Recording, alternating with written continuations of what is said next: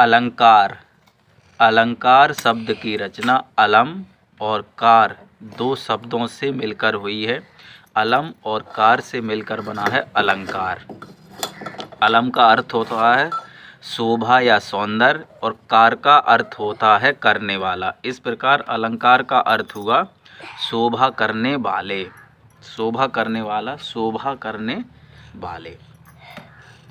हिंदी में प्रायः अलंकारों का अर्थ शोभा बढ़ाने वाले उपादान या अवयव के रूप में लिया गया है। यदि कोई सुंदर स्त्री श्रृंगार कर आभूषण पहन लेती है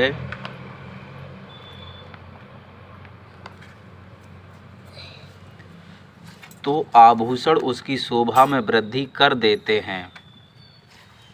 अब प्रश्न यह उठता है कि क्या अलंकार असुंदर महिला के सौंदर्य में भी वृद्धि कर सकते हैं? तो अलंकारवादी आचार्य जो अलंकार को ही अलंकारवादी आचार्य जो अलंकार को ही काव्य की आत्मा मानते थे, उन्होंने कहा हाँ कर सकते हैं और कहा कि ये कविता में चमत्कार पैदा करते हैं। और उन्होंने कहा कि ये कविता में चमत्कार पैदा करते हैं। यहाँ पर हम चमत्कार शब्द को समझ लेते हैं। चमत्कार दो शब्दों से मिलकर बना है, चमत और कार से। चमत और कार से, जिसमें चमत का अर्थ होता है बिजली और कार का अर्थ हम पढ़ ही चुके हैं, कार का अर्थ होता है करने वाले। तो जिस प्रकार से काले घने बादलों में बिजली हमारे मन को मोह लेती है, उसी प्रकार से अलंकार कविता में जब प्रयोग किए जाते हैं तो वो कविता में चमत्कार पैदा करते हैं और उसी प्रकार से हमारे मन को मोह लेते हैं, जिस प्रकार से बिजली हमारे मन को मोह लेती है। भाषा में दो ही तत्व प्रधान होते हैं, एक अर्थ और दूसरा है अभिव्यक्ति।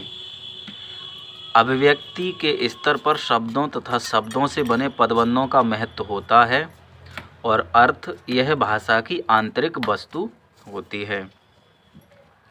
अलंकारवादी आचार्यों ने अलंकार के मुख्यतः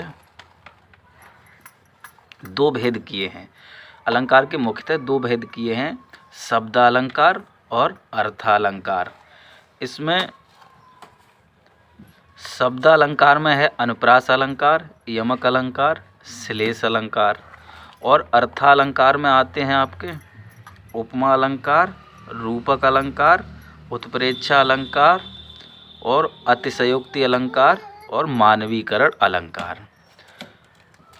अब अनुप्रास अलंकार, यमक, श्लेष एक एक करके हम पढ़ेंगे। धन्यवाद।